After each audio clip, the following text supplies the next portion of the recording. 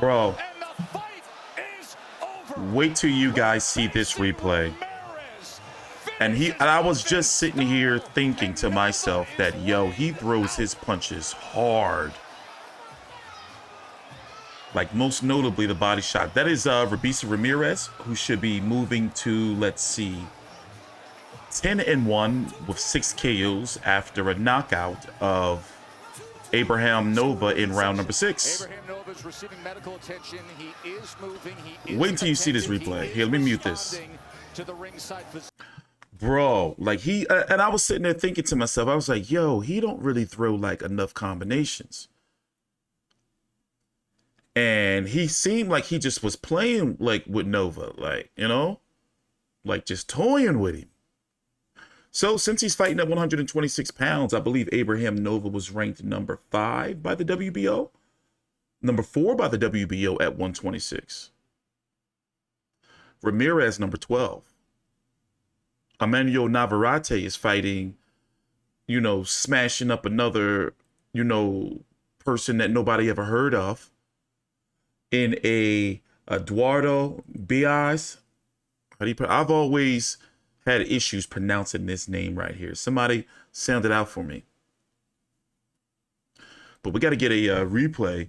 He's got the extraterrestrial eyes. Somebody get us a replay over there in the ESPN truck. But we're here live, real time. This is the co-feature to here he is right here. Now watch how quick this shit gonna come. And that's slow motion. And he just was all hung up. I'm all shook up. Ooh, ooh, ooh. I'm all shook up. Damn. I'm not ready to say he's going to be Shakur Stevenson knowing the pros. I'm going to go ahead and say it, mates. But he's definitely good. First, he's got to capture a belt and get through the shithole that's 126 right now, meaning it's so politically fucked up. You know, with Mark Maxeyo, Ray Vargas, who's supposed to be fighting. What's that? The beginning of July? We're going to talk about the division, but first I want to hear his post-fight interview. So they keep going through the replay. That Nova makes those kind of mistakes. Here we see it again.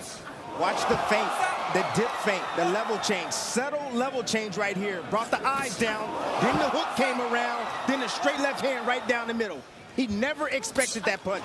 That's why you saw that type of reaction right there. With the glove stuck on the bottom rope. My goodness. Devastating. So, I'm guessing they're going to go to a commercial break or something soon. So let's talk about the 126-pound division.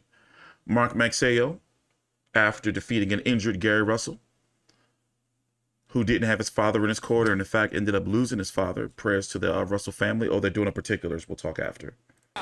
And now the USBA and WBO Global Featherweight Champion, Robeisy and Ramirez. Impressive stuff from Robeisy Ramirez. 10th win of his career. 6 knockouts. Now time for the tail of the bet, brought to you by...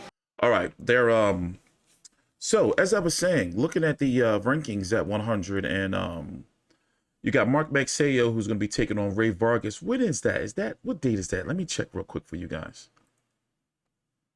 It's already been announced. July the 9th. Okay, that's going to be for the WBC title. Leo Santa Cruz, we don't know what him and Lee Wood are doing yet. You know, they're supposed to be ordered to fight each other to unify, you know, those bullshit WBA belts. But the WBA is slow rolling with that a little bit. Josh Warrington, we don't know what he's doing. You know, I'm sure Eddie Hearn is probably pressuring the WBA to strip Leo Santa Cruz so Lee Wood can be elevated, and then you can have Lee Wood versus Josh Warrington. They're both under the same stable. And then, of course, you have Emmanuel Navarrete, whose fight was just not officially announced, but pretty much announced, who's going to be fighting this guy right here. 21-2-2 with 7 KOs. You know, he fought in the States before, you know, wild card Jim. Only 1 fight in the States, you know, 2 fights actually for Salim. Did I see that fight? Oh, they're listening. Hold on. Let's listen to Navarrete. ¿Qué se siente pasar de ser un boxeador nato a un pegador como lo vimos esta noche? Bueno, creo que se ha visto el trabajo mediante todas mis peleas, lo que he avanzado. Tengo que darle las gracias a todo mi equipo, a mi mujer, a todos los cubanos que han llegado aquí a esta sala a apoyarme. Para mí es un placer pelear en esta mítica plaza y, por supuesto, respondiendo a la pregunta, es el trabajo que se ha hecho en equipo. Thank you, Larry Wayne, mi preparador físico, y bueno, se ha visto el resultado en cada pelea. I think you've seen the result of my evolution, the hard work that I've done with my team, especially Larry Wade, my strength and conditioning coach. It's just the process. I'm trusting the process and the evolution, and I want to thank everybody who came out to support me tonight, all the Cuban people who came out to this mythical arena to join me, and his wife, who is here as well. Robeisy, walk me through that finish. Explícame cómo Hello, es Mrs. Robeisy. y aniquilaste a Abraham Nova.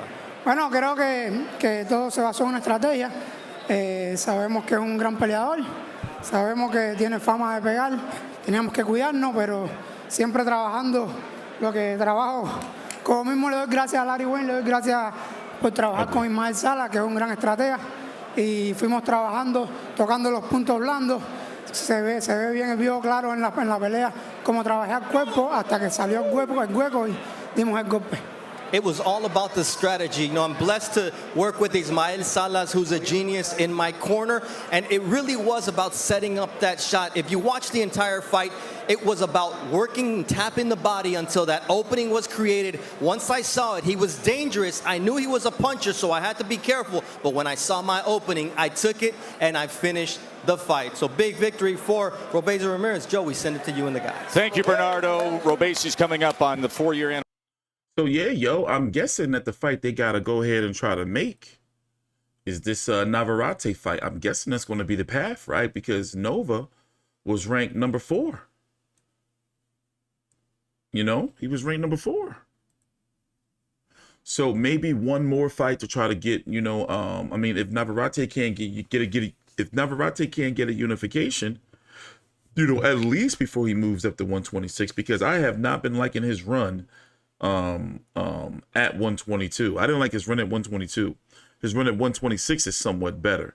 You know, the 2 dog bait fights, but then after that it just was like, what are you doing? You know? But between Christopher Diaz, you know, and Avila, Christopher Diaz, and Joette, that's a better run at 126 to me. But, you know, if they can build, you know, up that Robeisy Ramirez fight, I think that's the way to go. You know, because who else is Navarrete going to fight if he ain't get a unification yet? He ain't going to get it. And I don't see him fighting Mark Maxayo or Ray Vargas Winner. I don't see him fighting Lee Santa Cruz. You know, maybe, you know, Josh Warrington, but, you know, highly unlikely. You know, so he you know, 130 may be the place to go for him eventually. Shakur Stevenson's mandatory is Archie Sharp. Let's not talk about 130, you know. But anyway, take your time out, like the video, subscribe, and T-Street Controversy with Fight View 360. Going to chill out a little bit before I get to the main event. Launching a podcast in a couple of weeks. I'm really excited about that. It's going to be once a week, maybe twice a week, depending on, you know, if there's any special edition shows. It's going to be about 45 minutes, you know, half an hour to 45 minutes to an hour long. You know, no later unless it's like a special edition or a interview. It's going to be on all your leading podcast platforms, Spotify, Apple, Google, Amazon, etc. The links to my social media are right down below in the description box. Take your time out, like the video, subscribe, and T-Street Controversy with Fight View 360. Thanks for watching.